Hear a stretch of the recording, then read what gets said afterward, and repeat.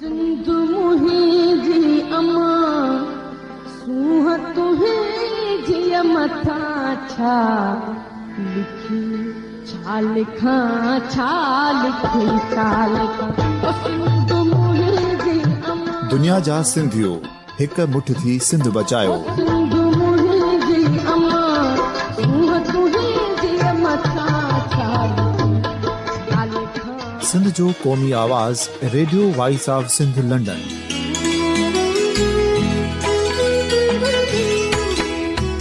Radio voice of Sindh London पंहिंजी नशरियात में सिंध जी सियासत, समाज, इक़्तिसादियात, तारीख़, क़ौमी उमंगुनि ऐं इख़्लाक़ियात मुतलिक़ सिंध जी हक़ीक़ी तर्जुमानी कंदे प्रोग्रामनि खे असराइतो बणाइण लाइ सिंध जे घण घुरनि ऐं धरतीअ सां प्यार कंदड़ अदीबनि, दानिशवरनि, सहाफ़ियुनि, उस्तादनि, वकीलनि ऐं हर तबिके जे मानवारनि सजणनि खे सिंध में शऊरी इनक़लाब लाइ सहकार जो सॾु ॾियूं था। अचो त गॾिजी सूफ़ियुनि ऐं संतनि वारी सिंध जो ओज हिकु मुठ थी वरी वापसि आणण वारे सफ़र जा साथारी बणिजऊं।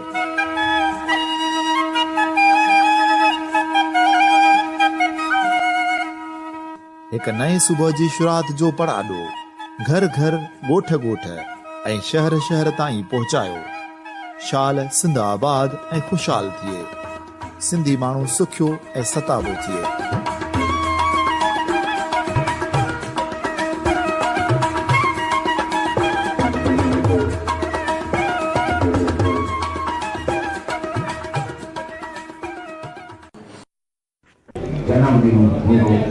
सामिल radio voice of Sindh London तां आवां जो मेज़बान जाफ़र मेमन। हिन वक़्तु आउं मौजूदु आहियां सिंधी ॿोलीअ जे बाइख़्तियार इदारे जे डॉक्टर नबी बख्श ख़ान बलोच जे हाल में, जिते मादरी ॿोलियुनि जे आलमी ॾींहं जी मुनासिबत सां हिकु ज़बरदस्त सेमिनार मुनक़िद कयो वियो आहे। हिन सेमिनार जो जेको ख़ासि मौज़ू रखियो वियो आहे उहो आहे जदीद टेक्नोलॉजीअ जे दौर में मादरी ॿोलियुनि जी अहमियत। हिन हवाले सां साईं अता मोहम्मद बंबरो साहिबु हाल में पहुची चुको आहे ऐं अॼोके हिन सेमिनार जी सदारत साईंअ खां कराई पई वञे, जॾहिं त मसूद लोहार ऐं ॿिया कुझु टेक्निकल साइड जा दोस्त आहिनि जेके हिन ॿोलीअ जे हवाले सां, सिंधी ॿोलीअ जे हवाले सां पंहिंजनि ख़्यालनि ऐं वीचारनि जो इज़हार कंदा ऐं कुझु तयारु कयल जेके उन्हनि जूं ब्रीफिंग्स आहिनि उहे बि ॾींदा। हाल में सिंध जा अदीब, दानिशवर, शाइर मौजूदु आहिनि। हीउ प्रोग्राम कुझु ई देरि जे अंदरि शुरू थियण वारो आहे, तंहिं करे असां चाहियूं था त हिन प्रोग्राम जी सॼी कारवाई अचो त अव्हांजी समात ताईं रखूं।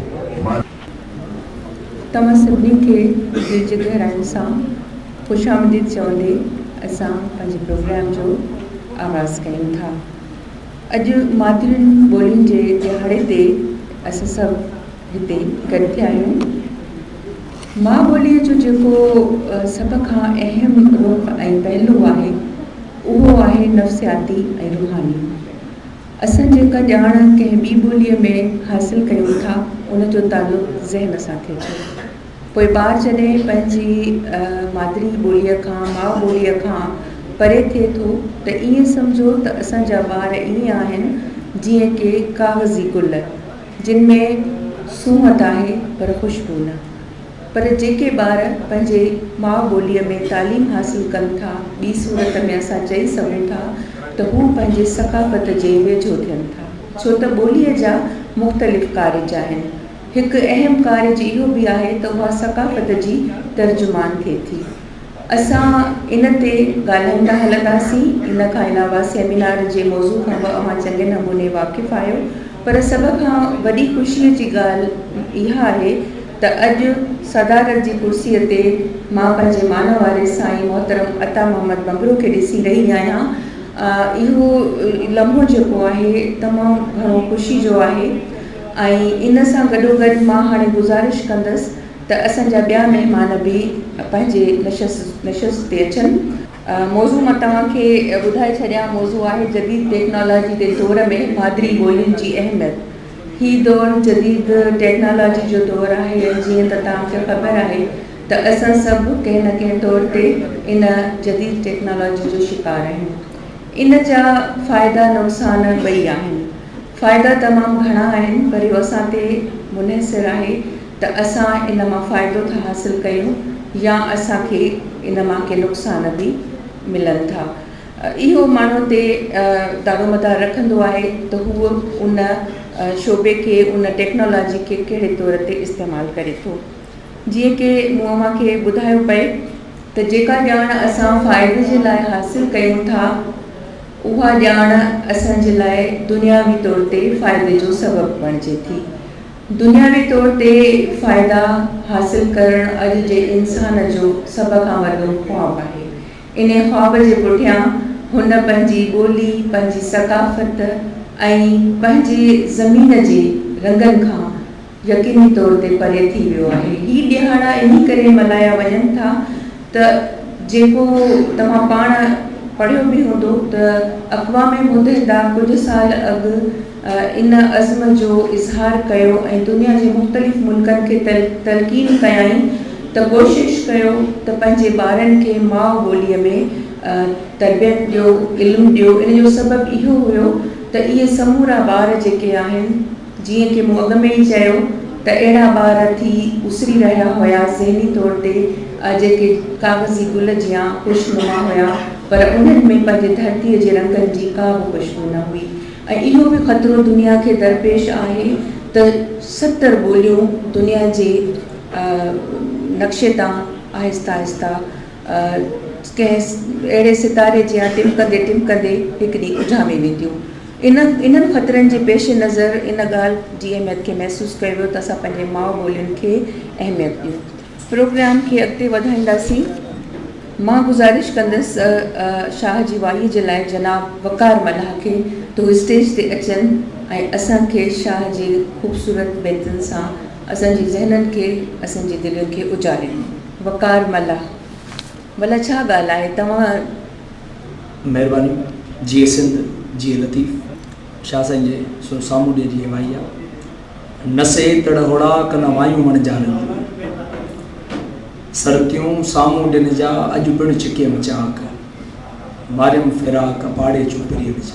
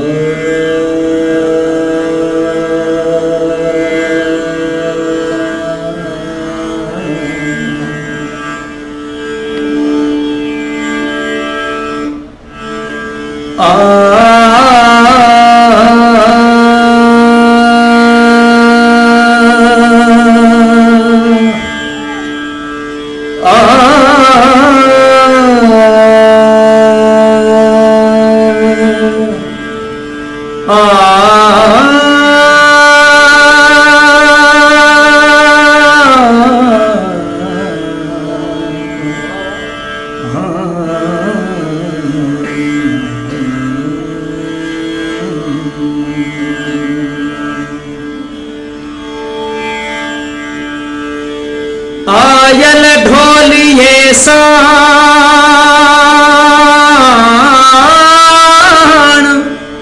आयल ढोलिए साण,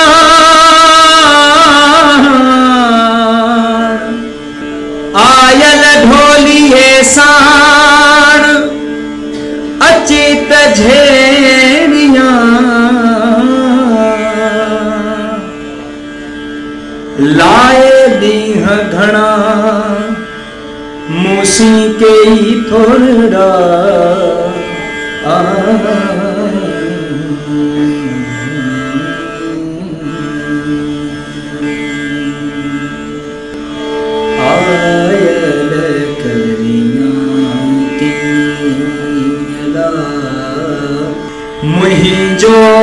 नी हूँ मुहिंजो नी हूँ मुहिंजो नी हूँ अपलियो न रहे आयल करियाँ की आयल करियाँ की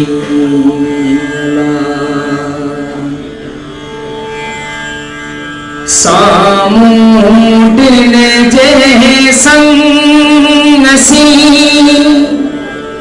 सामूडिन जे संगसीला सामूडिन जे संगसी सामूडिन जे संगसीला रोवारा तो डीहला रोवारा तो डीहला मुहिंजो नी हूँ मुहिंजो नी हूँ मुहिंजो नी हूँ अपलियो न रहे आयल करियाँ की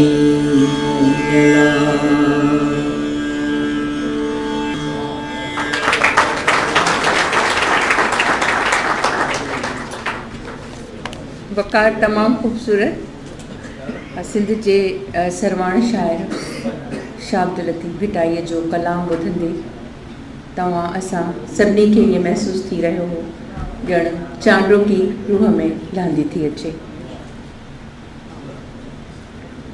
हाणे मां गुज़ारिश कंदसि जंहिं शख़्सियत खे पहिरियों मूंखे उन जे किताबनि जो तादादु ॿुधाए छॾियां।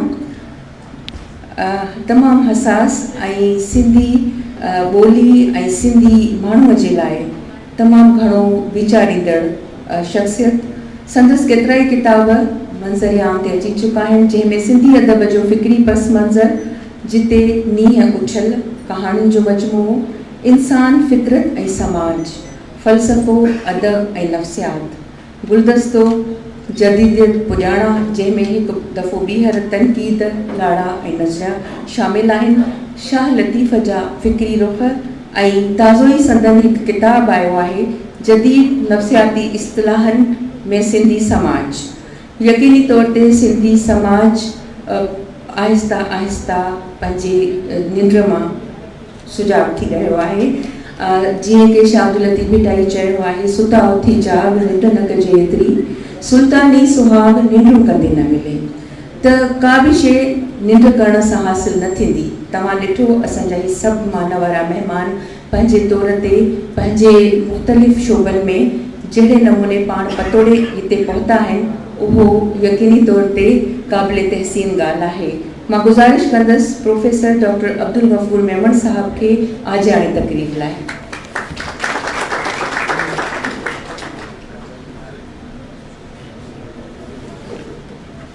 महिरबानी। तिर तारा वण वार मींहं फुड़ा वारीअ कणा त्याई अगरा मुँह में ऐब अपार पाए आयसि पांद में बदियूं बेशुमार बख़्शी बख़्शण हार लुत्फ़ साण लतीफ़ चवे। स्टेज ते वेठल न्याज़ मोज़िज़ महिमान सम्झां थो त सिंधी लैंग्वेज अथॉरिटी जी तमामु वॾे में वॾी कामयाबी इहा आहे त साईं अता मोहम्मद बंबरो साहिबु असां सां गॾु अॼु आहे। साईं मसूद लुआर साहिबु असां सां गॾु आहे। साईं शबीर कुंभार साहिबु हबीबुल्ला जाखरो साहिबु हे सभई माण्हू आम रवाजी माण्हू न आहिनि। हे जदीद दुनिया में पेर पाईंदड़ जदीद टेक्नोलॉजी जा अमीन आहिनि जदीद टेक्नोलॉजी जा इंजीनियर आहिनि जेके सिंधी ॿोलीअ ते कमु करण वारा माण्हू आहिनि। ऐं उन सां गॾोगॾु असांजी डिपार्टमेंट जी डायरेक्टर मैडम अनीस काका खे बि रिकग्नाइज़ कंदुसि जेका ख़ुदि असांजी हिन डिपार्टमेंट में इंतिहाई बहितरीन कंप्यूटर इंजीनियरिंग ते कमु करे रही आहे ऐं ॿोलीअ ते केतिरे ई हवाले सां सॉफ्टवेयर ठाहे रही आहे जेका बि तव्हांखे प्रेज़ेंटेशन ॾींदी ऐं अहम कमु तव्हांजे साम्हूं ईंदो। ही अॼु मदर टंग डे ज़रूरु आहे, मादरी ॿोलियुनि जो ॾींहुं आहे। इन हवाले सां रवायती तौर सां हर साल असां वटि प्रोग्राम थींदा आहिनि, बल्कि रवायती तौर सां सॼे मुल्क में, सॼी दुनिया में पंहिंजे पंहिंजे माउ ॿोलियुनि जा प्रोग्राम थींदा रहंदा आहिनि, जिन में माण्हू पंहिंजी ॿोलीअ खे यादि कंदा आहिनि, पंहिंजी ॿोली खे ट्रिब्यूट ॾींदा आहिनि, पंहिंजी ॿोली जे तरक़ी ऐं तरवीज जे लाइ तजवीज़ूं ॾींदा आहिनि, कमु कंदा आहिनि। ऐं दावा नथो करियां, पर असां इन्हनि रवायतुनि खे, आम रवायतुनि खे टोड़े करे हिकिड़ी नई रवायत विझी रहिया आहियूं। उहा इहा आहे त असां रवायती तकरीरूं या रवायती सेमिनार जिन में असां एक्सजरेटेड ॻाल्हियूं करियूं त असां सिंधी ॿोली लाइ छा जो छा करे छॾींदासीं, इहो असां नथा करियूं। असां उन रवायत खे टोड़े असां सिर्फ़ु प्रैक्टिकल वर्क तव्हांखे ॾेखारण था चाहियूं त जदीद दौर जे अंदरि जेको ही पोस्ट मॉडर्न दौर जेको नवां चैलेंज खणी आयो आहे, उन नए चैलेंज में असां कहिड़े तरीक़े सां दाख़िल थी रहिया आहियूं ऐं असां उन्हनि चैलेंजनि खे डिजिटलाइज़ेशन दुनिया जे अंदरि कंप्यूटर इंजीनियरिंग में सिंधी ॿोलीअ खे कीअं दाख़िल करे रहिया आहियूं ऐं सिंधी ॿोली असां हिन वक़्तु कहिड़ी स्टेज ते आहे दुनिया जे ॿियनि ॿोलियुनि जे मुक़ाबले में। आउं सम्झां थो त ही दौर बिल्कुलु नओं दौर आहे। हिन खां अॻु में दुनिया जी कंहिं बि तहज़ीब, दुनिया जे कंहिं बि मुल्क, दुनिया जे कंहिं बि क़ौम अहिड़ी सूरताल खे मोह न ॾिनो हो। हाणे असां जंहिं सूरताल खे फेस करे रहिया आहियूं इहा बिल्कुलु नई आहे। त यकीनन इन सूरताल खे फेस करण जे लाइ असांजो रेस्पॉन्स बि बिल्कुलु नओं हुअणु घुरिजे। पुराणनि रवायतुनि तरीक़नि सां असां जदीद दौर खे फतह नथा करे सघूं। असां जदीद दौर खे पोस्ट मॉडर्न दौर में पंहिंजी ॿोली जो आम तौर सां रवायती तौर सां बचा करण नथा करे सघूं। असां साॻियूं ग़लतियूं नथा वर्जाइणु चाहियूं। असां चाहियूं था त असां हिन दौर जे अंदरि अहिड़े तरीक़े सां दाख़िल थियूं जो जेका डिजिटलाइज़ेशन, कंप्यूटराइज़ेशन जी जेका दुनिया आहे उन में जेका बि तरक़ी थी आहे उहा तव्हांजे साम्हूं आणूं त केसि ताईं असां कई आहे ऐं केसि ताईं असां वञणु चाहियूं था। ही आम तौर सां असांजी सिंध में हिकिड़ो अहिड़ो माहौल क्रिएट थियल आहे जंहिंमें नेगेटिविटी तमामु घणी आहे, जंहिंमें ॻाल्हियुनि खे, जंहिंमें मसइलनि खे सम्झण जे बजाए या कम खे अप्रिशिएट करण जे बजाए अक्सर तौर सां कम मां कीड़ा कढिया वेंदा आहिनि। ऐं अक्सर तौर सां तव्हां ॾिठो हूंदो आम तौर सां त माण्हू कंहिं न कंहिं हवाले सां नेगेटिव रिमार्क्स खे पास कंदा रहंदा आहिनि। ऐं हू अॼु जे दौर में मास मीडिया ऐं तव्हांजी जेको फेसबुक जो जेको कल्चर आहे जंहिंमें माण्हू पंहिंजी मर्ज़ीअ सां जेको दिलि में अचे थो उहो चई था ॾियनि ऐं उहो लिखी था ॾियनि ऐं उन में थिंकिंग पावर मोकिलाए चुको आहे। असां चाहियूं था त जेका सिंध जो पॉज़िटिवनेस, जेका जनरेशन आहे, जेका पॉज़िटिव थिंकिंग आहे, जेका मुस्बत सोच रखी अॻियां वधण थी चाहे, छो त मुस्तक़बिल सिंध जो उन जनरेशन जो आहे जेका जनरेशन अची रही आहे, जेका नई जनरेशन आहे, जंहिं दुनिया जे चैलेंजनि खे सम्झो आहे, जेके दुनिया जे चैलेंजनि खे सम्झी अॻिते वधण था चाहिनि, उहे ऑप्टिमिस्ट आहिनि, उन्हनि वटि उमेद आहे, उहे सिंध जे मुस्तक़बिल खे हाणे टेक ओवर करण था चाहिनि। असां चाहियूं था त ही सिंध जो मुस्तक़बिल उन हथनि में वञे बजाए जो नेगेटिव हथ ऐं नेगेटिव माण्हू इन सिंध खे रोलींदा रहनि ऐं इन सिंध खे जेको आहे सो परेशान माण्हुनि खे कंदा रहनि ऐं जेके कम थियनि उन्हनि खे बि डिस्ट्राय कंदा रहनि। तंहिंजे करे असां उन्हनि सभिनीनि दोस्तनि खे वेलकम था कयूं। हिन हाल में वेठल जेके बि दोस्त आहिनि, जेका बि नई जनरेशन, पुराणी जनरेशन, पॉज़िटिव जनरेशन, उहे दोस्त जेके सुठो सोचीनि था, उहे दोस्त जेके हिन प्रोग्राम खे ॾिसंदा ऐं हिन टेक्नोलॉजी जा जेके बि असांजे साम्हूं नया पहलू ईंदा ऐं जिनमें 4 जेके दोस्त तव्हांजे अॻियां पंहिंजी प्रेज़ेंटेशन पेश कंदा, उन में केतिरियूं नयूं शयूं तव्हांजे साम्हूं ईंदियूं जेके तव्हां सोचींदा। ऐं उन्हनि सभिनीनि दोस्तनि खे सिंधी लैंग्वेज अथॉरिटी जे तरफ़ां भलीकार थो चवां। तव्हां सभिनीनि जी महिरबानी। सभ खां ॿोलीअ जी बका जो मसइलो पंहिंजी जॻह ते, पर ॿोलीअ खे ख़ूबसूरती सां ऐं सुहिणे नमूने पंहिंजे सादे ऐं असली लहजे में ॻाल्हाइणु सभ खां वॾो कमाल हूंदो आहे। हींअर जीअं त डॉक्टर अब्दुल गफूर मेमण साहब तारीफ़ कई मोहतरमा अनीस काका जी, त यकीनी तौर ते हिन भेण तमामु वॾी महिनत ऐं जिदोजहद सां पंहिंजे शोबे में पंहिंजो पाण मञायो आहे। संदसि टॉपिक आहे कंप्यूटर ते सिंधी ट्रांसलेशन बाबति वेब एप्लीकेशन। ऐं यकीनी तौर ते मशीनुनि सां ॻाल्हाइणु को आसान कमु न आहे, इहो ॾाढो ॾुखियो कमु आहे, शायदि इंसाननि खां बि वधीक मुश्किल, छो त मशीनूं जेके आहिनि बहरहाल आहिनि त मशीनूं, पर मशीनुनि ते महारत हासिलु करण वारो माण्हू यकीनी तौर ते तारीफ़ जो उनजी तारीफ़ उहो लहणे थो तारीफ़, उनजो सबबु इहो आहे त इहे ई मशीनूं आहिनि जदीद मशीनूं जेके असांजी ॿोलीअ खे दुनिया जे कुंड कुड़छ ताईं फैलाए रहियूं आहिनि। मां मोहतरमा अनीस काका साहिबा खे गुज़ारिश कंदसि त हू अचनि। मोहतरम उबैद थईम जो बि नालो वठणु चाहींदसि। इहो हिकिड़ो गॾियल कमु आहे, टीम वर्क आहे, को बि कमु अकेले तौर ते नथो थिए, पर सची ॻाल्हि इहा आहे त माण्हू जेके महिनत कनि था, जिदोजहद कनि था ऐं पंहिंजी ॿोलीअ खे जीआरण जे लाइ कोशिशि कनि था, उन्हनि खे तमामु घणी मुबारकबाद ॾियणु घुरिजे, उन्हनि खे साराहिण बि घुरिजे। त मां खेनि गुज़ारिश कंदसि मोहतरमा अनीस काका खे तू अचनि ऐं पंहिंजी प्रेज़ेंटेशन हिते पेश कनि। इंतहाई मान वारा मुअज़्ज़ज़ महिमान, अस्सलाम वालेकुम। हलीम बिरोही किथे लिखियो आहे त जेकॾहिं सिंधी ॿोली खे बचाइणो आहे त उन ॿोलीअ खे हिकु नओं स्क्रिप्ट ॿेल ॾियो, पोइ उहो चाहे रोमन में हुजे या देवनागरी में हुजे। सिंधी ॿोली जो बाख़्तियार इदारो शुरू खां वठी सिंधी कंप्यूटिंग या सिंधी ॿोलीअ जे हिसाब सां कोशिशूं कंदो रहियो आहे। अॼु 21 फरवरी ते सिंधी इंफॉर्मेटिक्स शोबे जे पारां 3 अहम प्रोजेक्ट लॉन्च थी रहिया आहिनि। असांजी इहा कोशिश रही आहे त जेके माण्हू सिंधी स्क्रिप्ट खे अरबी सिंधी स्क्रिप्ट खे पढ़ी नथा सघनि, उन्हनि जे लाइ हिकु अहिड़ी वेब एप्लीकेशन तयारु कई वञे जंहिंजे ज़रिए सिंधी ॿोलीअ जो अदब खे रोमन ऐं देवनागरी में पढ़ी सघनि। त हाणे अचूं था प्रोजेक्टनि ॾांहुं। सिंधी ट्रांसलिट्रेशन। पहिरीं आउं तव्हांखे इहो ॿुधाईंदी हलां त ट्रांसलिट्रेशन आहे छा।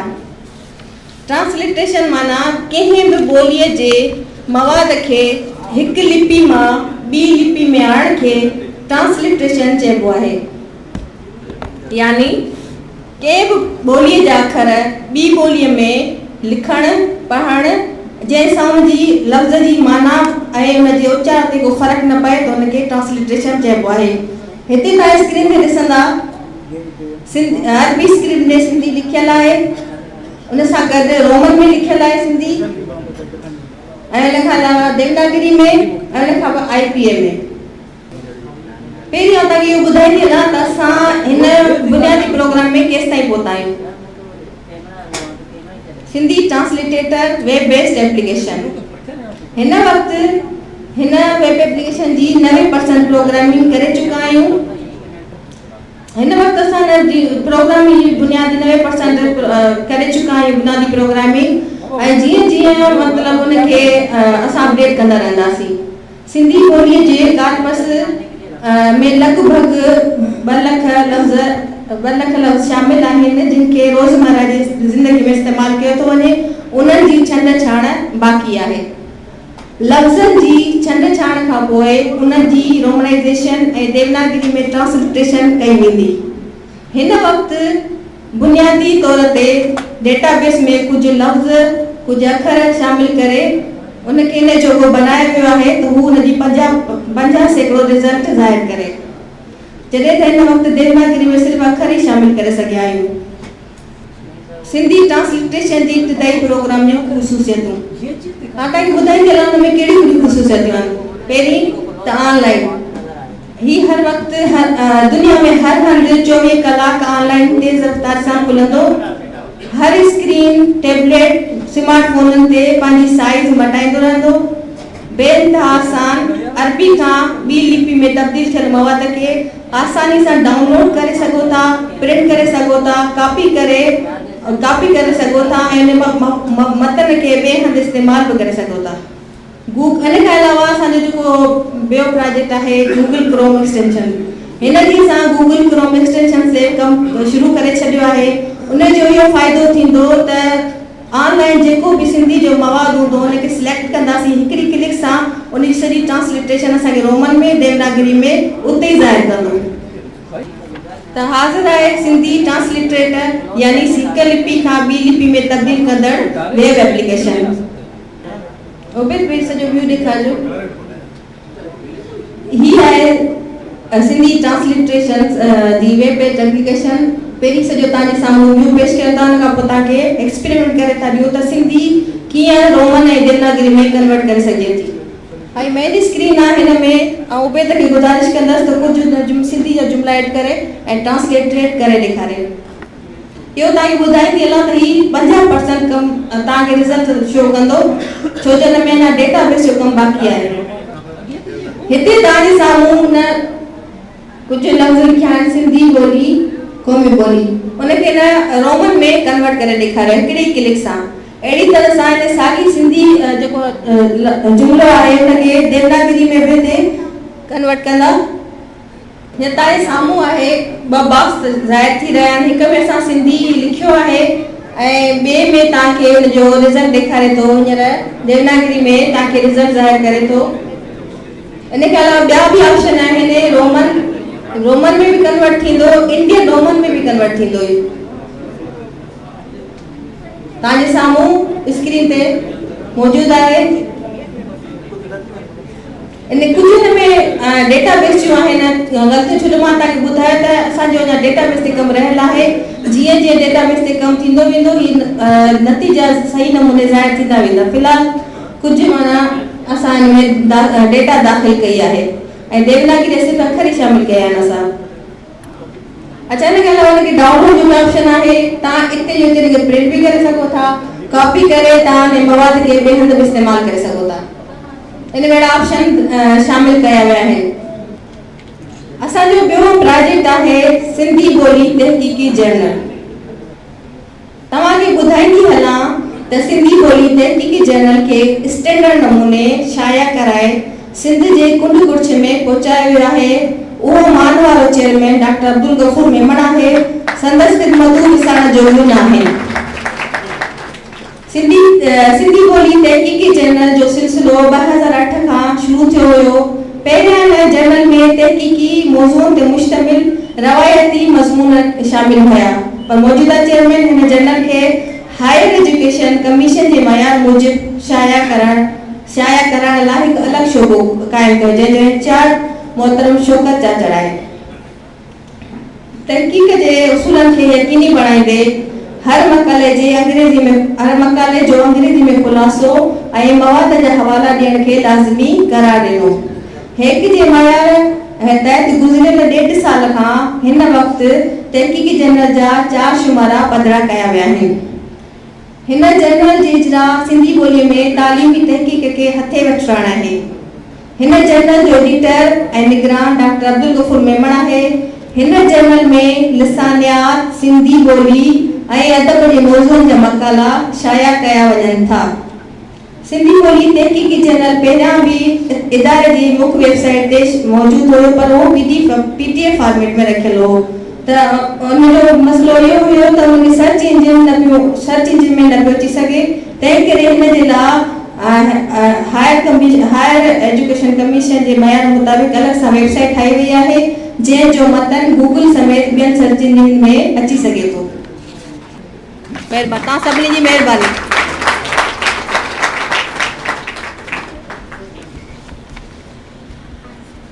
तव्हांखे तमामु घणी मुबारक हुजे।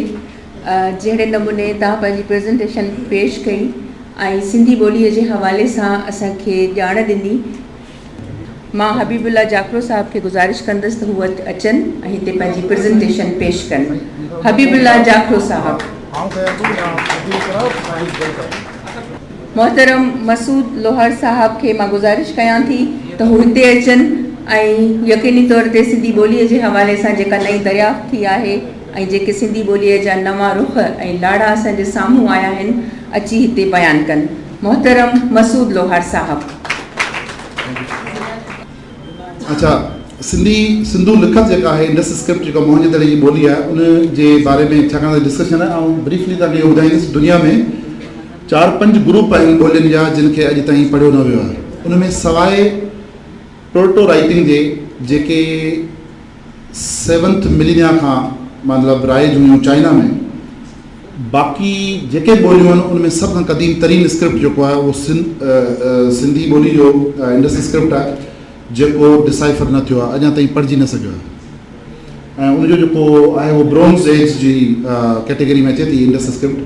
ऐं इन तफ़सील में नथा वञूं। नेक्स्ट हिकिड़ो सुवालु आहे त छो आख़िर इंडस स्क्रिप्ट अॼु ताईं पढ़िजी न सघियो आहे, छो असांखे ख़बर न पइजी सघी आहे त मोहन जे दड़े में निकितल ॿोली आहे हड़प्पा मां उहा डिसाइफर छो न थी सघी आहे हतमी तौर ते। हालांकि उन ते काफ़ी इंटरनेशनल स्कॉलर्स कमु कयो आहे, ख़ासि तौर ते आस्को परपोला जा किताब सिंधी में साईं अता बमरे साहब ई ट्रांसलेट कया आहिनि। पर तव्हांखां ॿुधाईंदो हलां त हिकिड़ो सिंध में जीअं साईं गफूर साहब पंहिंजी तकरीर में चयो त जीअं घणियूं शयूं रडार ते ईंदियूं ई कोन्हे ऐं ईअं ई माण्हू पई खड़े पसंदि करणु पिरी ईअं चकर में रहिजी वेंदियूं आहिनि। इंडस स्क्रिप्ट खे साईं अता बमरे साहब, साईं जी तवजो खपे साईं डॉक्टर साहब सर प्लीज़। इंडस स्क्रिप्ट खे साईं अता बमरो साहब डिसाइफर कयो 2007 में, 2006 में 2006 में साईं कयो, जेको पहिरियों किताब साईं जो आयो 2005 2001 या 2002 में, उहो सिंधी में साईं छपरायो। सितम ज़रीफ़ी इहा हुई त साईं जॾहिं उहो छपरायो, छाकाणि त उहो साईं खुली था ॻाल्हायूं, माइंड न कजो। 94 में शायदि उहा किताब साईं हिते ॾिना लैंग्वेज अथॉरिटी में, लेकिन उहे इम्पोर्टेंस हासिल न करे सघियो पंहिंजी इंडस स्क्रिप्ट जे ई मुल्क में, ऐं उहो किताब ईअं ई पियो रहियो। साईं वरी कंहिं दोस्त यार खे चई उहो किताब छपरायो, शायदि 1000 कापियूं न बल्कि 500 कापियूं साईं छपरायूं। जंहिंखां छपरायूं उहो रॾो खणी साईं वटि जी बीह रहियो, छाकाणि त कापियूं हलियूं कोन थे। उहे 500 ई कापियूं जेके हुयूं कंहिं ख़रीद करण लाइ तयारु न हो। अता साहब जेको आहे उहो असां वरी पाण में दोस्ती भाइपी करे उहे सभई किताब कापियूं ख़रीद कयूं उन्हनि खां, त जीअं साईं जी जान छॾे उहो पब्लिशर। ख़ैर उनखे बि थी विया 10 साल 11 साल 11 साल। जॾहिं उहो किताब मूं ॾिठो त मूं साईं खे गुज़ारिश कई, हथु ॿधी त साईं इहो तव्हां अंग्रेज़ी में ट्रांसलेट कयो, तव्हांजो ऑडियंस जेको आहे सो अंग्रेज़ी में आहे। सिंधी क़ौम अञा इन्हनि ॿियनि कमनि में बिज़ी आहे, उनखे अली ॿिया घणा कमु करणा आहिनि जंहिंमें फेसबुक ते माण्हुनि खे गारियूं ॾियणियूं आहिनि, तंहिंजे करे उनजो टाइम न आहे। तव्हां अंग्रेज़ी में कयो। साईं वरी उहो ट्रांसलेट कराए, मूंखे चयो आउं बिज़ी हुउसि, साईं कोई हेल्प न करे सघियसि, ॿिया ट्रांसलेट थियो। मूं चयो त इहो किताब असीं UNDP जे तरफ़ां छपराईंदासीं, जेकॾहिं पब्लिशर न हूंदो। साईं जो यार छपींदा ई कोन, सिंधी में ई कोन छपींदा, अंग्रेज़ी में करंदा। साईं जॾहिं किताब मुसवदो तयारु थियो त अता बमरे साहब चौधा तयारु थी वियो आहे, मुंहिंजो साईं असीं ॿधल आहियूं। पर पोइ वरी जॾहिं ॾिठो हाणे ॿियो केरु छपींदो त कमु ख़राबु थी वेंदो, पोइ आर्काइव्स डिपार्टमेंट जेको आहे हीउ छपरायो। ईअं न साईं अब्दुल साहब? अच्छा, सिंधी यूनिवर्सिटी वारनि छपरायो। अच्छा, सिंधी यूनिवर्सिटी छपरायो। बहरहाल उहो किताबु अची वियो, किताब त आयो, पर कंहिंखे ख़बर ई कोन पई त को हीउ अता बमरे सन ऑफ सॉइल तव्हांजी पंहिंजी लैंग्वेज खे डिसाइफर कयो आहे, उहा कंहिंखे ख़बर ई कोन पई। यकीननि तव्हां सभिनी खे इहा ख़बर कोन हूंदी। तव्हां हीअ कॾहिं किताबु ॾिठो आहे किथे? कंहिं तव्हांखे ॿुधायो आहे? कॾहिं कंहिं ख़बर ॾिनी अख़बार में, कंहिं मारूड़े जहांगीरे सांगीड़े जेके असांजा जेके अज़ीम दोस्त साफ़ी जेके आहिनि, जिनखे सॼो फ़िक्र लॻल आहे न सिंधी जे, उनजो उन्हनि कॾहिं ख़बर ॾिनी कोन ॾिनी। पोइ हीअ किताबु ईअं रुलंदो रहियो। अची जॾहिं टेक्नोलॉजी जो कमु रहियो त हीअ शबीर ऐं ॿिया असां दोस्त कुझु साईं माजिद बुर्गड़ी वारा हिकिड़े ॾींहुं वेठासीं कचहरी में हली, चइबो आहे इहो थियणु खपे। हिननि शबीर चयो त इहो सॼो जेको जेके साइंस आहिनि, इन जो कॉर्पस जेको आहे सॼो कंप्यूटराइज़ थो करियां। इहो बि वॾो कमु आहे, अहिड़ो वॾो कमु आहे जो हिन ते त हथु ताड़ियूं भई वॼाइजनि ऐं वेही को कजे। पर शबीर बि छाकाणि त हिन साॻी क़ौम जो माण्हू आहे, तंहिंजे करे इहो ईअं कुंभार आहे ऐं लोहार आहियां त ईअं रुली वेंदासीं हिन मुल्क में। ख़ैर उहो कॉर्पस जेको आहे हाणे अची वियो आहे। जॾहिं उहो हींअर जे ॾिसी उते चयो न ख़िताब जेको कयो हिन में मोहन जे दड़े में, त उते जेके स्कॉलर्स हुआ, मुंहिंजे जोनाथन मार्क नायर ऐं ॿिया जेके बि इंडस स्क्रिप्ट ते या इंडस वैली सिविलाइज़ेशन जा माहिर आहिनि, उहे इहो ॾिसी हैरान थी विया त हेॾो वॾो कमु थी वियो आहे। हाणे त कमु सवलो थी वियो, सॼी कंप्यूटिंग थी वई तव्हांजे इंडस जे साइंस जी। 310 316 घणियूं आहिनि साइंस साईं? हा 1839 ऐं हू टोटल वरी जेको आहे 386 साइंस कंप्यूटराइज़ थी चुकियूं आहिनि। हिकिड़ो वॾो स्टेप, 2 वॾा स्टेप सिंध जी हिस्ट्री जा आहिनि। पहिरियों इहो त सन ऑफ सॉइल स्क्रिप्ट खे पढ़ियो ऐं डिसाइफर कयो आहे। ही तव्हां पढ़ो तव्हां हैरान रहिजी वेंदो। ऐं हीअ किताबु सिंधी में बि अचे पियो, तव्हां आणियो पिया न सिंधी लैंग्वेज साईं गफ़ूर साहिबु कमीशन करे छॾियो आहे, अचे पियो किताबु। उन खां पोइ ॿियो जेको अहम स्टेप आहे उहो इहो आहे त इहे सभु साइंस हाणे कंप्यूटराइज़ थी चुकियूं आहिनि, जंहिंजे करे हाणे उनखे डिसाइफर करणु ॾाढो आसानु थी वियो आहे। हाणे इहो 5-6 सालनि जी कहाणी आहे। हाणे इहो स्क्रिप्ट पढ़िजी वेंदो, आउं तव्हांखे ॿुधायां थो कीअं। हाणे ॿोलियूं जेके आहिनि पढ़िजी कीअं सघबियूं आहिनि, जेके बि स्क्रिप्ट आहिनि अॼु ताईं कीअं पढ़िया विया आहिनि। इजिप्शियन जेका आहे छा चवंदा आहिनि हेरोग्लिफ्स, ऐं हू जेको ख़ुरुश जेका आहे हुनजी आहे, ऐं ॿी ब्रहमी स्क्रिप्ट जेका असांजी पंहिंजी हिते इंडिया जी, त उनजो जेको आहे न उहो जेको जो तरीक़ेकार रहियो आहे उहो इहो आहे त जेको हेरोग्लिफ्स इन करे पढ़ी वई त रोज़ेटा स्टोन मिलियो। रोज़ेटा स्टोन उहो स्टोन आहे जंहिंमें हिकिड़ी इबारत 3 मुख़्तलिफ़ लैंग्वेजिस में हुई, ग्रीक ऐं ॿी कहिड़ी, ग्रीक हेरोग्लिफ्स ऐं टी कहिड़ी हुई आरामिक। हा 3 लैंग्वेजिस में मूंखे लिखियल आहे, हाणे पढ़णु पवंदो जे मूंखे यादि कोन्हे सभु शयूं। त उनमें ख़बर पई त यार हिकिड़ी इबारत हिन ॿोली में हीअ लिखियल आहे, हीअ लिखियल आहे, हीअ लिखियल आहे, ग्रीक माण्हुनि खे आई थिए, तंहिंजे करे हुननि उहो हेरोग्लिफ्स खे पढ़ी उनखे डिसाइफर करे वरितो ऐं डिक्शनरी ठाहे वरिती। साॻे तरीक़े सां ब्रहमी स्क्रिप्ट 1830 में जेम्स प्रिंसेप इन तरह सां पढ़ी त जेके बायलिंगुअल कॉइन्स हुआ, जेके सिक्का हुआ, उहे ग्रीक ऐं ब्रहमी ऐं जेका ख़ुरुश, मूंखे हमेशह लफ़्ज़ कोन ईंदो आहे, ख़ुरुश्ती में 3 लैंग्वेजिस में बायलिंगुअल या हू 2 ॿोलियूं या हू 2 ॿोलियूं, उन्हनि खे खणी उन मथां हुन पढ़णु शुरू कयो। ऐं प्लस अफ़गानिस्तान मां हिकिड़ो स्टोन मिलियो अशोक आज़म जो लॻायल, जेको जंहिंमें वरी 2 ॿोलियूं आरामिक ऐं जेको आहे ऐं अरबिक ग्रीक उन में उहो हुयूं, जंहिंजे करे हू उनखे पढ़ी सघियो। पर अनफॉर्चुनेटली असां वटि इंडस स्क्रिप्ट जे मामले में अहिड़ो को बि रोज़ेटा स्टोन या अहिड़ो को बि कॉइन कोन मिलियो आहे जंहिं असीं हुनखे करे सघूं, या जेकॾहिं मिलियो बि आहे त कहिड़ी ख़बर ई कोन्हे असांखे, कंहिं कमु कयो आहे असांजे कॉइन्स ते त ख़बर पए त कहिड़ा कहिड़ा हुन में स्क्रिप्ट मौजूदु आहिनि। ऐं तव्हांखे हिकिड़ी अॻियां हली ॿुधाईंदुसि त अहिड़ो हिकिड़ो अशोक आज़म जो हिकिड़ो जेको हूंदो आहे एडिक्ट जेको हो, उहो हिते बि सिंध में बि हिकिड़ी जॻह ते लॻल आहे, ऐं पाण जॻह ते तव्हांखे ॿुधायां थो किथे आहे। बहरहाल त हाणे उन में हिकिड़ो इहो हूंदो आहे त या रोज़ेटा स्टोन मिले या मौजूदु तस्वीरुनि सां भेटे पढ़िजे, त मिसाल तस्वीर अहिड़ी हुजे, उनजी इबारत अहिड़ी हुजे जंहिंमां तव्हां अंदाज़ो लॻायो त ॿई करस्पॉन्ड थियूं कनि हिक ॿिए सां, जंहिंमां अंदाज़ो करे सघिजे त लिखियलु छा आहे। पर इंडस वैली सिविलाइज़ेशन एॾी कॉम्प्लेक्स आहे, हुनजूं डीएटीज़ एॾियूं कॉम्प्लेक्स आहिनि, जो हिकिड़ी आइबेक्स जेको आहे उनजा 2 मुंहं आहिनि।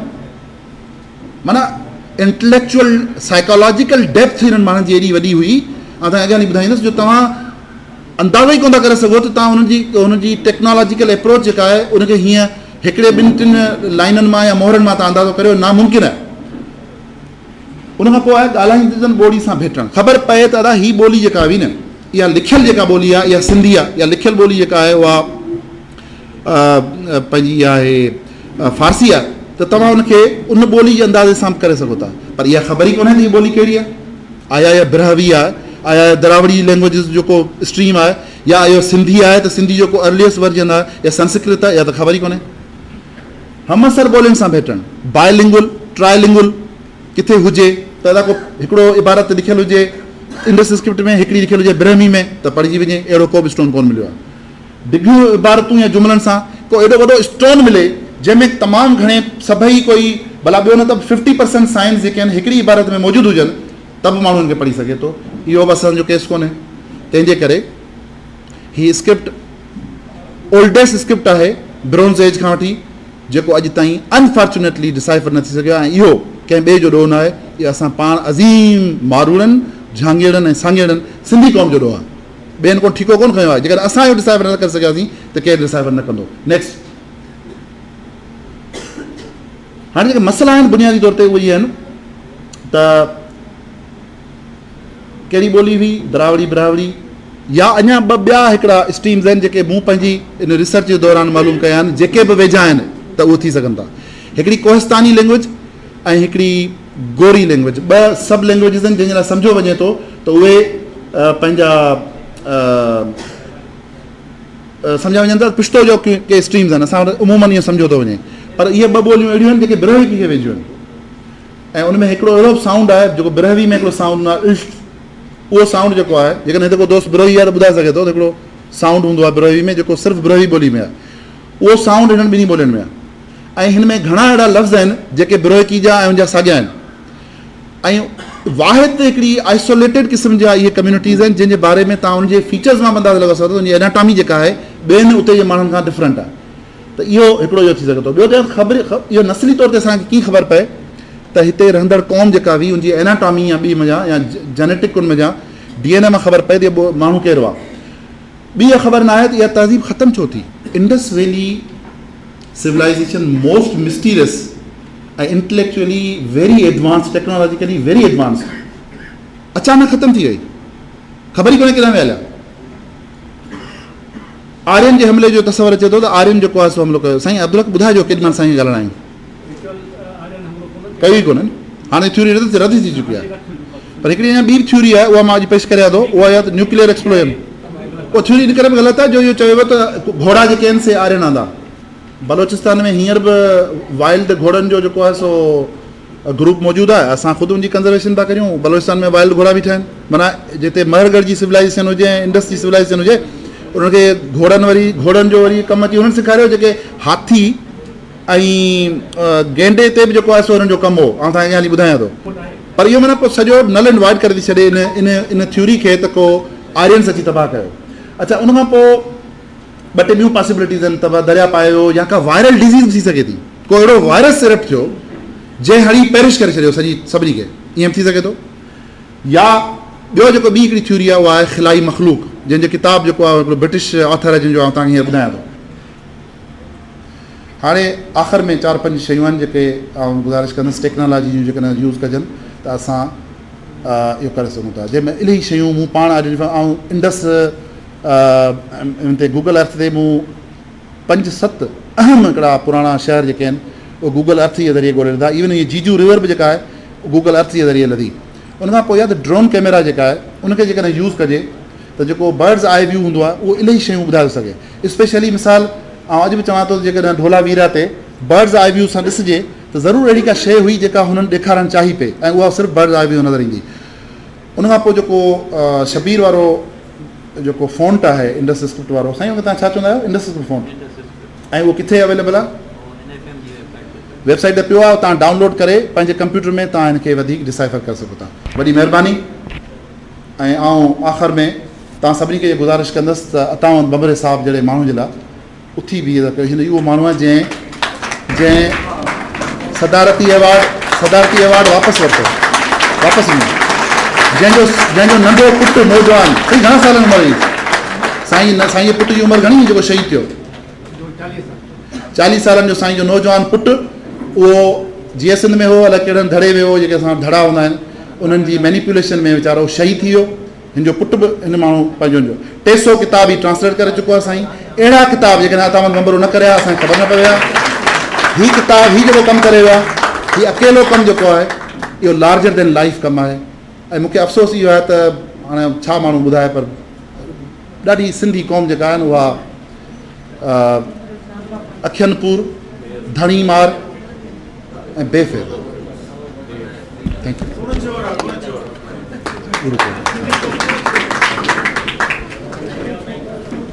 महिरबानी मसूद लोहर साहब, तव्हां बाक़ाइदा असांजे हवासे खमसा खे लोॾे छॾियो ऐं ॾाढियूं बहितरीन ॻाल्हियूं ॿुधायूं। यकीनी तौर ते पाण खे सम्झण लाइ तमामु घणो ज़रूरी आहे त असां पंहिंजी तारीख़ खे सम्झूं, असां पंहिंजे शहरनि खे सम्झूं, असां पंहिंजे ॾाहनि खे सुञाणूं, असां पंहिंजे मोहसिननि खे संदन हयातीअ में मान ॾियूं। इहो तमामु घणो ज़रूरी आहे।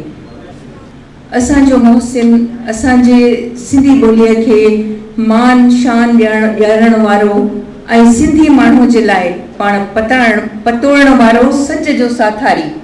मां खेनि गुज़ारिश कंदसि त तव्हांजे बेइंतहा ताड़ियुनि में अचनि था अता मोहम्मद बमरो साहब।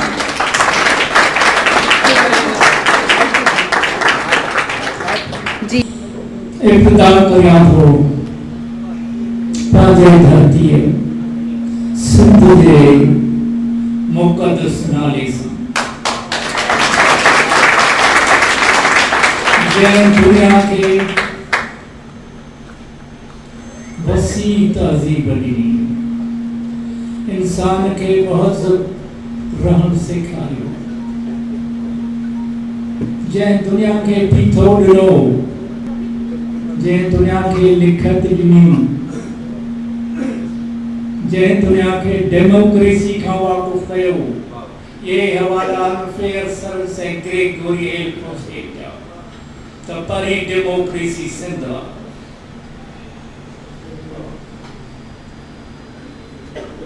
आर्नोल्ड टॉइन भी पंहिंजे स्टडी ऑफ हिस्ट्री में लिखे थो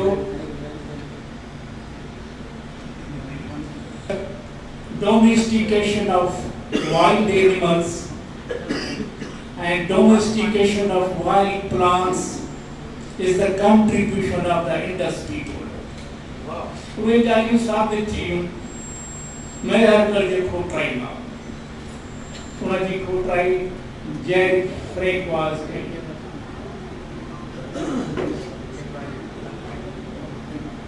संदसि रिपोर्ट में ही ॻाल्हियूं नज़र अचनि थियूं त ही मार्क 7000 BC सां वास्तो रखे थो। हिन जा घर सिरुनि जा ठहियल आहिनि, कब्रूं सिरुनि जूं ठहियल आहिनि, लाश उत्तर खां ॾखण ऐं उन्हनि जा मुंहं उन पासे बणाइया आहिनि। इहो इस्लामी तरीक़ो कोन्हे, इहो असांजो तरीक़ो आहे। 7000 BC में को पैगंबर बि कोन हो।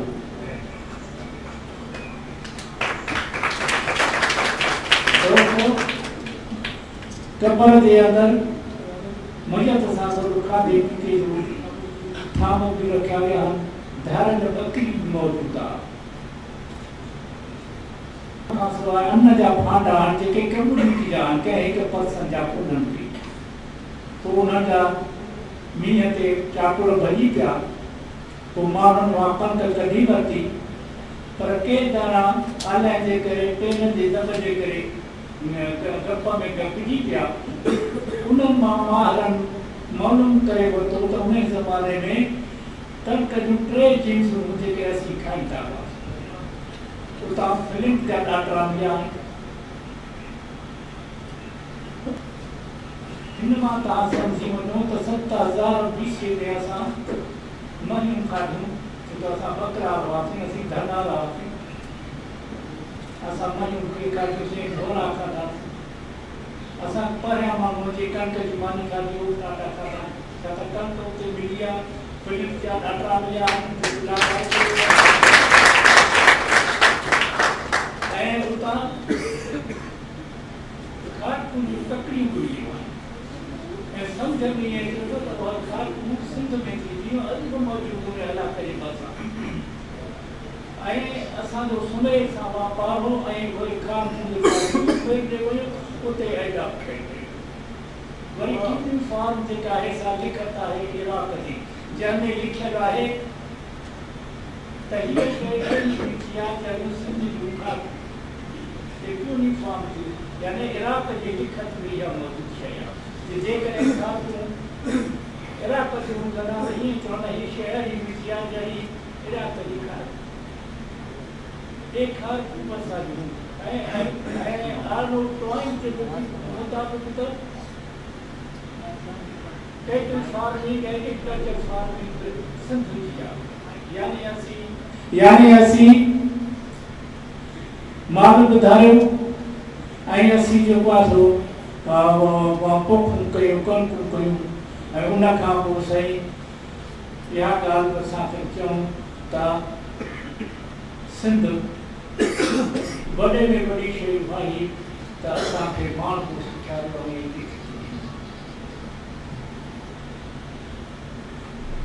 दोस्तो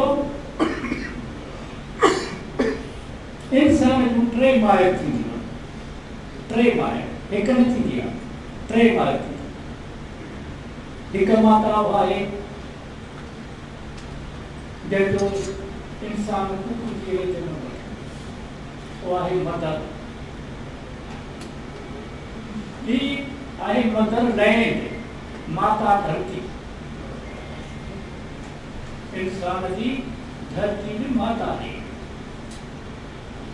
ऐं टी आहे मदर टंग यानी माता ॿोली।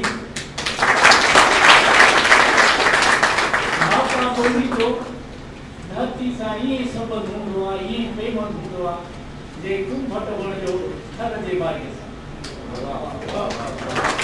तंहिंजे करे असां धरती ऐं ॿोली खे अलॻि करे कोन सघंदा। असां परियां माण्हू आहियूं दुनिया जा जंहिं पंहिंजे ॿोलीअ खे लिखत जो लिबास ॾिनो ऐं उहा लिखत अलॻि ऑटोग्राफिक पिक्टोग्राफ कान हुई। उहा लिखत कासरी आमरी जे तेरे मां ठिकर जे नाम ते लिखियल उन ताल जी जंहिंजी क़दमत 3800 या 4000 ऐं उहा ऑटोग्राफिक पिक्टोग्राफ कोन हुई। मिस्र जी ॿोली हीरोग्राफी लिखत इराक जी पूरी फॉर्म आहे। ये सही पिक्टोग्राफ है उन्हनि जा तौर 2520 से पर मांखे शक़वात नहीं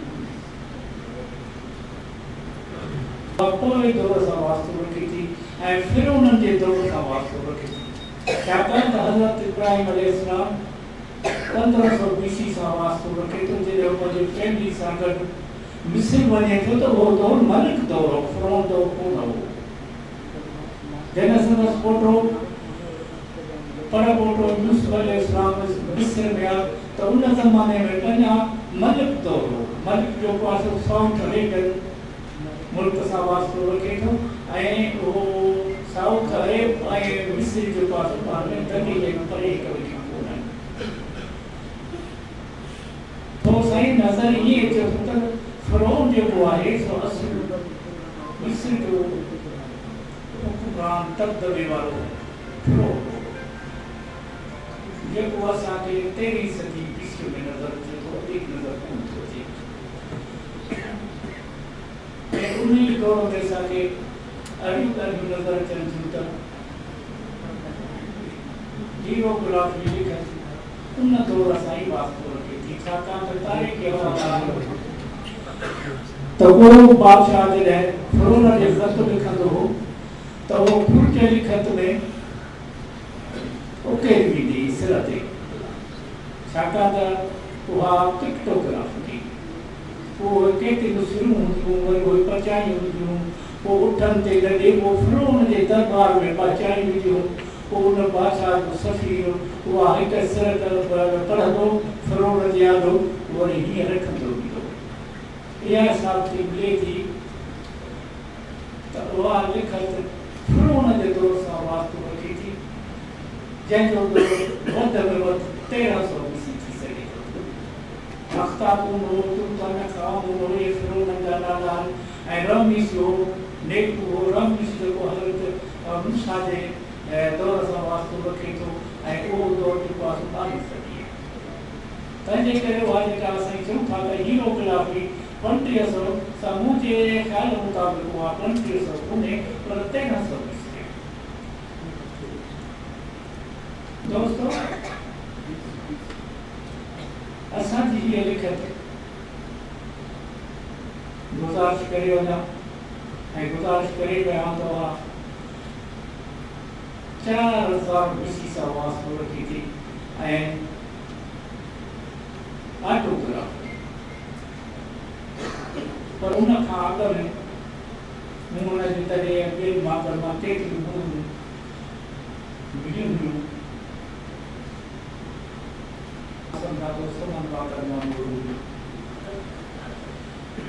गुज़ारिश कंदासीं त इंडस स्क्रिप्ट ते GR हंटर PhD हासिल कई।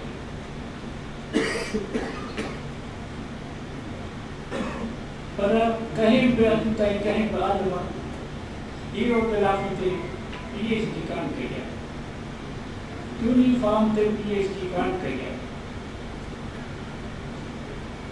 GR हंटर साहब जो चवणु आहे त सिंधू लिखत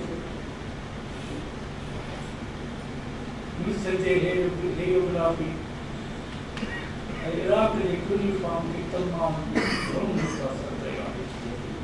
संदसि इहो बि चवणु आहे त उहा लेफ्ट वर्ड राइटिंग आहे, साॼे खां खाॿे लिखी वेंदी आहे। उन में कामा उन में सेमीकोलन आहे, उन में फुल स्टॉप आहे, उन में नंढी ॾिघी आहे, उन में वॾी ॾिघी आहे, उन में फाइल आहे, ऐं उहे हर शइ मौजूदु जेके तरक़ी याफ़्ता ॿोलीअ में हूंदी आहे। उन जा पेश लफ़्ज़ वक़्त जे वॾे आलम एस लैंगटन लिखिया। संदसि बयानु आहे त सिंधु लुघत न रुॻो मिस्र जे हीरोग्राफी ऐं इराक जे यूनिफॉर्म खे मुतासिर कयो, पर फोनेशन जे फिरकी ॿोली तिब्रिज़ी, सामी किनानी ऐं ख़रूसी खे बि मुतासिर कयो।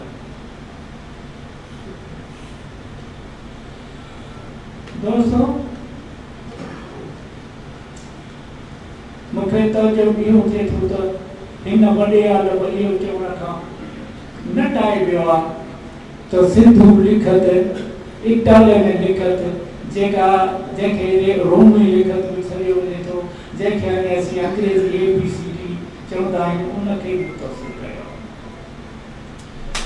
छाकाणि त साईं तारीख़ी हवाला मौजूदु आहिनि, अहिड़ा तारीख़ी हवाला मौजूदु आहिनि त सिंधी हिकु वॾी बोर्ड महाबोर्ड जे नतीजे में हलंदा वञी लीटिया पहुता।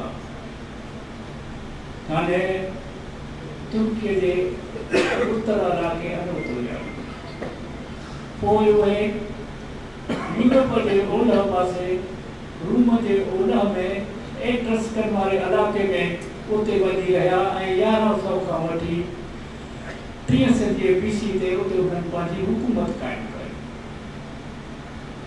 ऐं उहो ई दौरु आहे जो रोम वारनि सिंध वारनि खां अलॻि पेश थी अंग वरिता, छाकाणि त रूमी अंग ऐं सिंध जे अंग में को बि फ़र्क़ु कोन अथव, ॿई लाइनियर आहिनि, यानी हिकु हे ॿ हे टे ही 4 वरी हीअं करे 5 लिखी वरी हिकिड़ी दस्ते में लाइनियर आहिनि। असांजो 1 2 3 4 5 जेकॾहिं 6 हूंदो त हीअं लाइन ॾेई सभु लाइनर आहिनि न, वरी हेॾो ॾह नंढा त हेठि 5 हेठि 5 यानी मंझि रहंदो।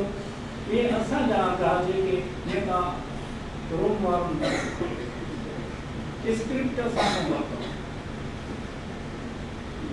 ऐं एट्रस्कन में इलाइक़नि में जॾहिं को ट्राई कई वई त उतां वरी इंडस स्क्रिप्ट मिली आहे। इहे हवाला आहिनि ओमी, डांसिंग शेडोज़ ऐं HG base, short history of the world. यानी असां यूरोप में मौजूदु आहियूं, लिखत सां गॾु मौजूदु आहियूं, ॿोलीअ सां गॾु मौजूदु आहियूं।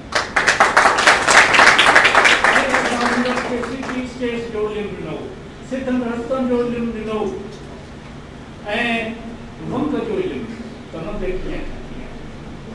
इहे सभु हवाला हिन किताब जे आधार ते चवंदा साईं। इहो हो ओलह यूरोप,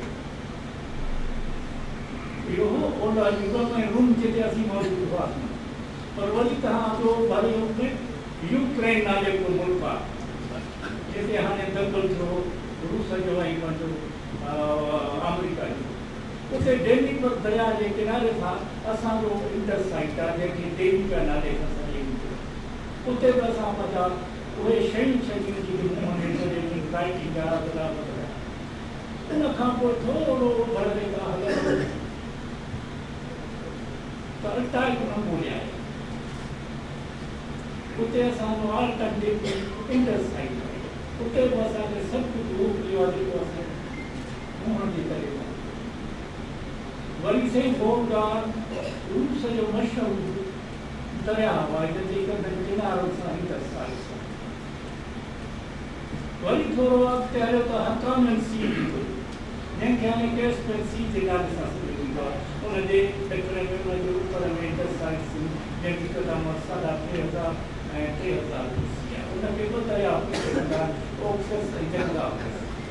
यानी आप उनके किनारा साबित कर सकते हैं। ये वाला पर सभी सिद्ध दशवा जिते घोड़ा था यानी घोड़न वाला इलाका असा जावा मोहन जे तेरे मां ढाढे घोड़ो गए सिद्ध तो करें सिद्ध पे हम लोग करो तो ते झंडी घोड़ा खेने के झंड में ए शुरू आ कर चले आप वाला घोड़न जो असा जो पांच जो पाई ना आई बताओ को अफगानिस्तानी तो अफगानिस्तान पहुंचे। अफगानिस्तान यो नाम अफगानिस्तान जो ना है यो असुर नाम है खैरी KHEVER खैरी जो हाने खैबर जे नाले में मौजूद आहे। ये सिंध जो इलाका उते सिंधी रहंदा ऐं उहे शिव पंथी आहे शिव जा पुजारी आहे। बस ईरान वो मुनदरेवन जे अरूज वाले ज़माने में सिंध जो सूबो हो जंहिंजो राजधानी आमरी ये सब हवाला आहिनि डेरी एयरपोर्ट जा Indus age and writing system ऐं ॿियो आहे DP Sharma Indus split in the way of district ये ॿिनी किताबनि जा हवाला सो दोस्तों वरी असां जे लाइ असां ॾिसंदासीं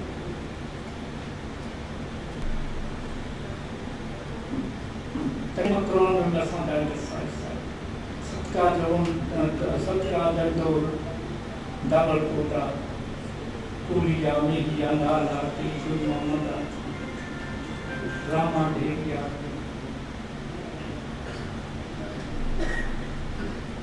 नौशरवा बाला कोटा ऐं मेरा बरान जो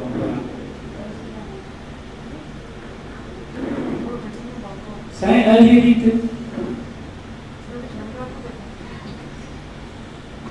असांखे आमरी थी नज़र अचे मोहन तरो नज़र थो अचे हरापा नज़र थिए थी चावल तरो नज़र थो उन खां सवाइ साईं मौजूदा दौर जे ओभर पंजाब यानी इंडिया वारे पंजाब में असांजा 1400 खां वठी 1200 इंडस साइट्स आहिनि। ॿियो पंजाब नालो कोन हुयो ताका देश इनखे ताका देश छॾियो हूंदो हो जेको नालो हींअर टैक्सी गवर्नमेंट मौजूदु आहे उते 1200 खां वठी 1400 ताईं इंडस साइट्स हुआ जेको सरस्वती दरिया ते हो ऐं जॾहिं वॾी ॿोॾ आई त हे माण्हू हलंदा वञी गंगा जे माथीअ में आबाद वञे हुन साॻीअ ॿोॾ में सौराष्ट्र जा 300 मार्ग में मुतासिर थिया टही नास थिया जंहिंमां मुख्य जेको धोबी हो कीरासर हो बेसनपुर हो तंजीतार हो। असां इन सिलसिले खे अॻिते वधायूं था। हाणे मां गुज़ारिश कंदसि हबीबुल्ला जाफ़रो खे त हू हिते अची पंहिंजी प्रेज़ेंटेशन पेश कनि। हबीबुल्ला जाफ़रो साहब तव्हांजे घणनि ताड़ियुनि में हबीबुल्ला जाफ़रो साहब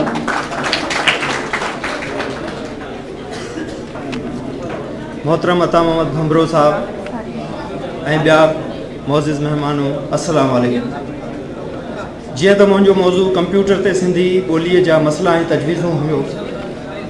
कंप्यूटर ते सिंधी ॿोली जे हवाले सां हूअं त खोड़ मसइला आहिनि पर सभ खां वॾो मसइलो जेको हिन वक़्तु दरपेश आहे उहो आहे प्रूफ रीडिंग या कंपोज़िंग जे दौरान थींदड़ ग़लतियुनि जो।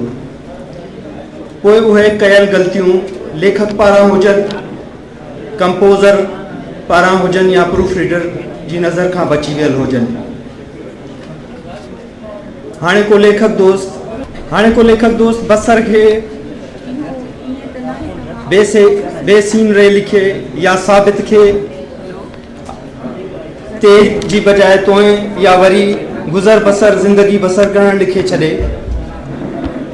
इहे कारनामा घणो करे असांखे अख़बारी दुनिया में नज़र ईंदा आहिनि जिते कंपोज़र पंहिंजी अणॼाणाई सबबु जीअं जो तीअं लिखी छॾे या वरी प्रूफ रीडर ग़लतियूं सुधारींदे लेखक जे कारनामे खे जीअं जो तीअं रहण ॾियनि। बहरहाल इन जा कई सबब थी सघनि था। हैरत इन वक़्तु थी जॾहिं सिंधी ॿोली जे हिकु महान ॾाहे नालो खणणु मुनासिबु नथो सम्झां। पंहिंजे प्रूफ कयल मवाद में पोयनि पसाहनि में जॾहिं माण्हू सकरात में हूंदो आहे उनखे सुकरात लिखी मोकिलियो। पोइ ख़्यालु कयमि त शायदि साईं उन वक़्तु सुकरात वांगुरु ई कंहिं सोच में गुम हूंदो।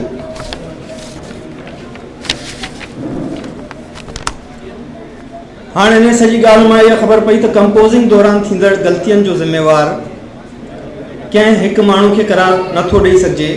ॿियो इन सां गॾु कुझु शयूं असां वटि ग़लतुल आम आहिनि ऐं जीअं त मुरवज थी वञण करे हर को इन खे जीअं जो तीअं वर्जाईंदो थो रहे। मिसाल जे तौर ते हिते तव्हां ॾिसो स्क्रीन ते ईअं जेको लिखियलु आहे उहो ऐं बि लिखियलु आहे। के दोस्त डिॼण खे जिॾण था लिखनि, मुंहिंजो किताब बदिरां मुंहिंजी किताब या मुंहिंजा किताब बदिरां मुंहिंजूं किताबूं लिखी छॾीनि था, या जेसि ताईं बदिरां जब तलक ऐं तेसि ताईं तेसीं ताईं बदिरां तब तलक वग़ैरह शामिलु आहे। ईअं ई तव्हां ॾिसंदा त हिर्स ऐं हवस।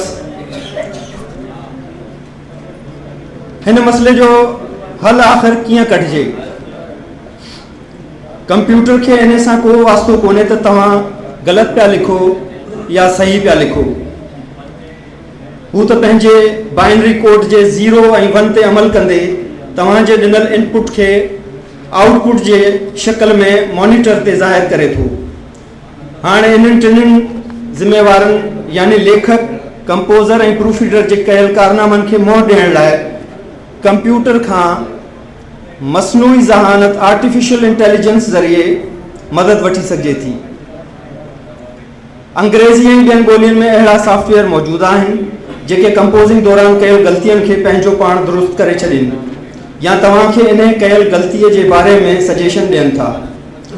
हिन कम खे अंजाम ॾियण लाइ मूं हिकु कंप्यूटर एप्लीकेशन या सॉफ्टवेयर तयारु कयो आहे जेको 30,000 खां मथे लफ़्ज़नि जे सुधारे सां गॾु ग्रामर जी कुझु दुरुस्तगियुनि ते अमल करण जी सलाहियत रखे थो।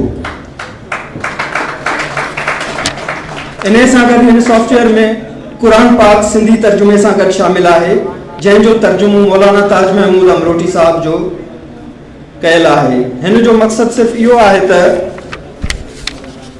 जे कंहिं मज़मून मकाले या किताब में क़ुरान मां हवाला ॾियण जी ज़रूरत पेश अचे त आयत ऐं तर्जुमो पंहिंजे असल सूरत ऐं मतन में अची रखी सघिजे ऐं उन में का ग़लती जी गुंजाइश न हुजे।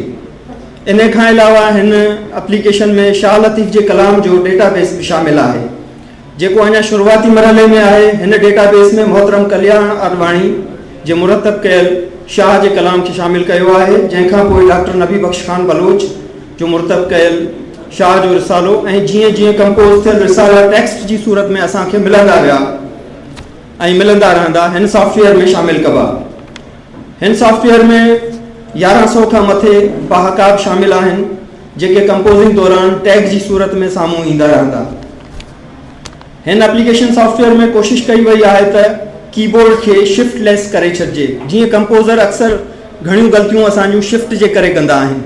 शिफ्ट या दॿाए छॾींदा आहिनि, आफ्ताब अबड़े खे आफ्ताब अबरो लिखी छॾींदा आहिनि, ईअं मुख़्तलिफ़, या शिफ्ट छॾे ॾींदा आहिनि जंहिंजे करे बि ग़लतियूं थींदियूं आहिनि। मिसाल जे तौर ते थींदड़ जो रे रहिजी वियो, पाणी जो रे रहिजी वियो, त अहिड़े तरीक़े सां उन्हनि ग़लतियुनि खे शिफ्ट लेस करे ऐं कोशिशि कई वई आहे त वधि खां वधि ॿोली में सुधारो कयो वञे। बहरहाल इंसान जेको आहे उहो ख़ता जो घर आहे ऐं कंप्यूटर ते थींदड़ ग़लतियुनि खे ख़तमु करणु त मुंहिंजो ख़्यालु आहे नामुमकिन आहे, पर इन खे घटाए ज़रूरु सघिजे थो। हीअ मुंहिंजी हिकिड़ी नंढड़ी कोशिशि आहे जेका मूं शाह लतीफ़ चेयर कराची यूनिवर्सिटी में मुलाज़मत दौरान कंप्यूटर ते कमु कंदे पेश ईंदड़ मसइलनि खे मुंहुं ॾियण लाइ तयारु कई हुई ऐं जे हिन सॉफ्टवेयर मां ॿियनि दोस्तनि ऐं भाइरनि खे को लाभ हासिलु थिए थो त मूंखे ख़ुशी थींदी। हाणे मां जंहिं शख़्सियत खे गुज़ारिश कंदसि हुन पंहिंजी महिनत ऐं ज़हानत सां कंप्यूटर जी दुनिया में अहम मक़ाम हासिल कयो आहे। मां खेसि गुज़ारिश कंदसि त हू हिते अची पंहिंजे ॼाण खज़ाने खे असां सां वंडे। मोहतरम शबीर कुंभार साहब।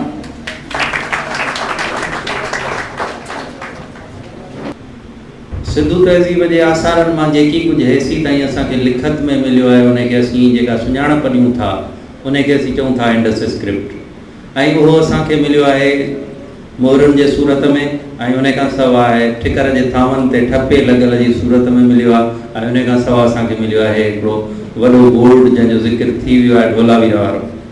नेक्स्ट हीउ उहो बोर्ड अथव जेको तव्हां मसूद जी प्रेज़ेंटेशन में ॾिठो आहे। मसूद हुन ते तफ़सीली ॻाल्हायो आहे, उनजे करे वधीक हुन में नथा वञूं, ते हलो।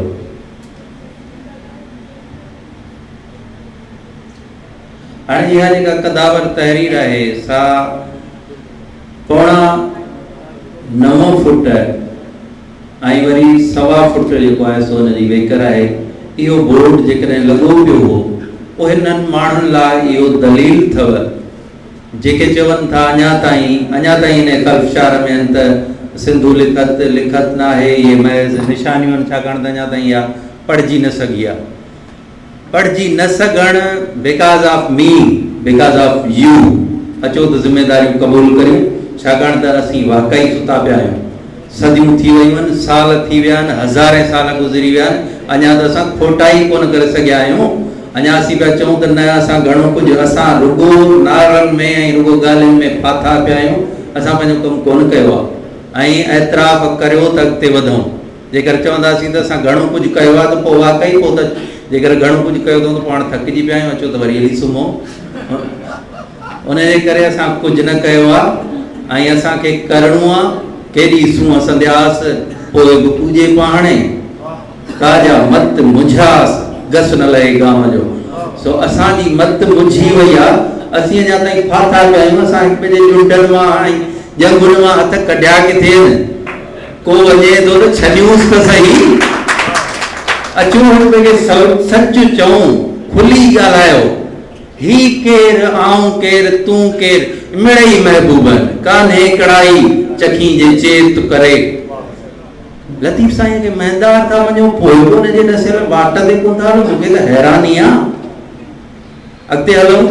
इहो जेको बोर्ड आहे इन ते आहिनि त 10 अखर, जेकर असां हिननि खे अखर मञूं त, पर आऊं इन खे अखर न मञींदो आहियां, छाकाणि त मूं जेको कमु कयो आहे, तव्हां पाणीअ खे सरफेस यानी मथाछरो ॾिसंदव, तव्हांखे ख़बर न पवंदी त तांगो आहे या तार आहे। लहंदव त ख़बर पवंदव। ऐं मूं मुसलसल जेको राति ॾींहं हिन ते कमु कयो त उन में मूंखे ख़बर पई आहे त हीउ छा आहे। उनजे बुनियाद ते आऊं थो चवां, पंहिंजे ज़ाती तजर्बे जे बुनियाद ते, त हीउ महज़ निशानियूं न अथव, हीउ पूरो पूरो मतिलबु ॾींदड़ या त घटि में घटि लफ़्ज़ अथव, या त पोइ अॻिते वञूं त थी सघे थो त को इस्तिलाह हुजे। छो जो 10 फुटनि जो बोर्ड थो लॻे ॻोठ जे अंदरि अचण जे लाइ। तंहिं दौर जो शहर हो, जेकर अॼु बि असीं आबादीअ जे हिसाब सां भेटियूं त एॾा वॾा शहर ई थींदा। तंहिं दौर जो इहो शहर हो जंहिंजे एंट्रेंस ते इहो बोर्ड लॻो पियो ऐं हू चरिया कोन आहे जे उबतियूं सुबतियूं निशानियूं ॾेई ऐं इहो बोर्ड हणी खणी छॾियूं बसि। इहो हिकिड़ो ईंदड़ जे लाइ मैसेज हो जेको अॼु ॾींहं ताईं अचे पियो ऐं उन में को बाक़ाइदे हिकिड़ो मतिलबु कीअं न हूंदो, का इंडिकेशन कीअं न हूंदी। असां दज़ ॼमी वई अथव छंडियो। लतीफ़ साईं चई वियो त छिरक छिनाई हेकड़े छिरक भरणो पवंदव, जेकर न त या दज़ वरी ईंदव, ईअं जीअं मोहन जे दर ते वरी पई आहे। अचो त थोरो छिरक ॾियूं, अॻिते हलो। सिंधु लिखत जूं मोहरूं कतब कीअं ईंदियूं, छाकाणि त हेसी ताईं असां वटि मौजूदु मोहरूं आहिनि, उनजे करे असीं हिननि ते था ॻाल्हायूं।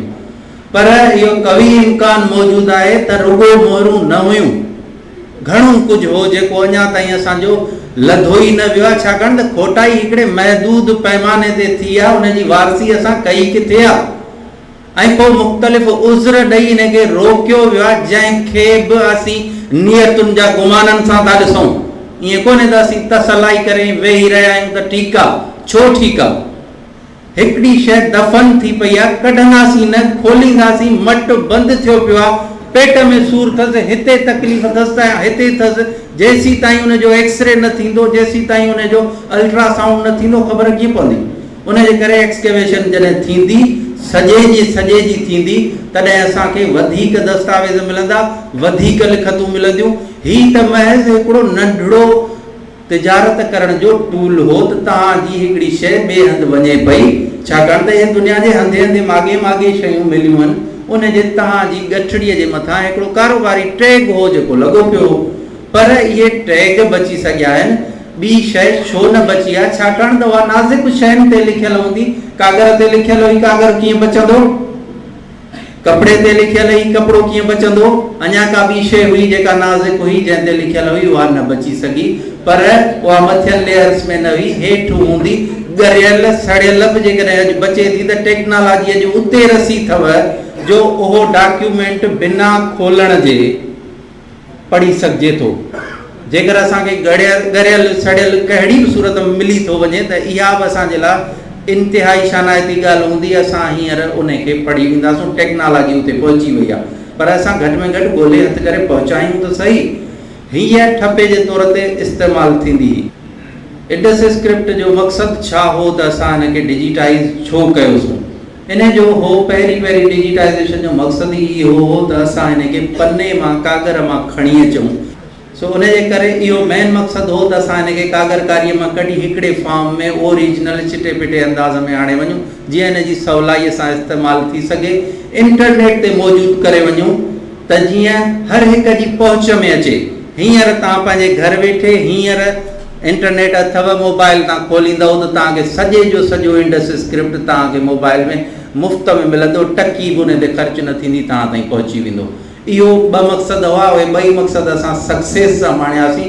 ऐं टियों मक़सदु इहो हो त असां डिजिटाइज़ कयूं त पोइ कंप्यूटर वसीले वरी डिसाइफरमेंट ॾे वधूं, छाकाणि त जेकर तव्हां वटि बुनियादी शइ डिजिटाइज़ न आहे त कंप्यूटर कैलकुलेशन्स छा ते कंदो?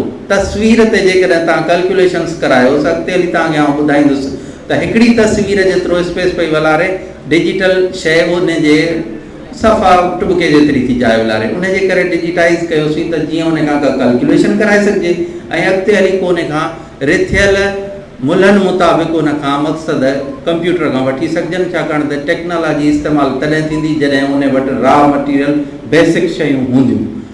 सो असां इहे ॿ ॾाका चढ़ी आयासीं ऐं वियासीं 3 में। जी लतीफ़ साईं चयो त लोए वञी को चोए, को वञे ऐं वञी नियापो मुंहिंजो ॾे, लोए वञी को चोए मुंहिंजो मारूअ खे, छा चए? छांगा छिजे छेलड़ो जे कहीं जो होए, छांग खां छेलड़ो छिजी वञे, में बकरी न, छेलड़ो नंढड़ो, उहो जेकर पंहिंजी छांग खां छिजी वञे ऐं पोइ हुन जेको मालिक हुजे, सही वड़ोलिन सोए, आऊं कीअं वयसि विसरी? तव्हां उहे माण्हू आहियो जेके पंहिंजे छेलड़े विसारण ते बि सॼे ॻोठ में वड़ोल विझंदा आहियो, सॼे तर में वड़ोल विझंदा आहियो, ऐं ॻोल्हे हथ करे माउ ताईं उहो छेलड़ो पहुचाए पोइ सुम्हंदा आहियो। तव्हां खां हेॾो इंडस स्क्रिप्ट, हेॾो मुंहिंजो दड़ो विसरी वियो, अचो त पंहिंजो अखियूं पटियूं। तव्हांजी वॾी महिरबानी।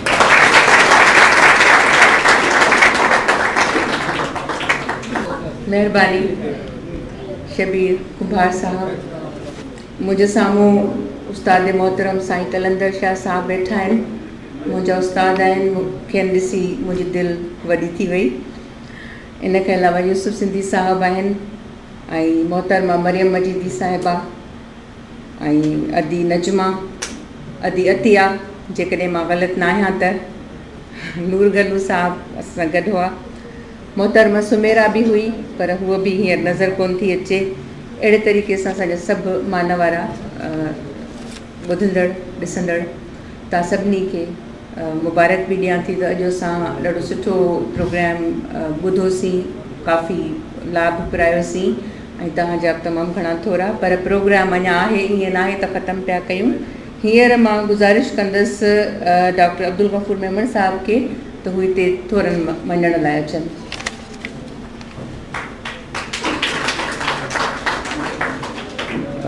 तमामु घणी महिरबानी। पहिरीं ॻाल्हि इहा त असां रवायतुनि खे टोड़ियो आहे, असां वॾी हिमत कई आहे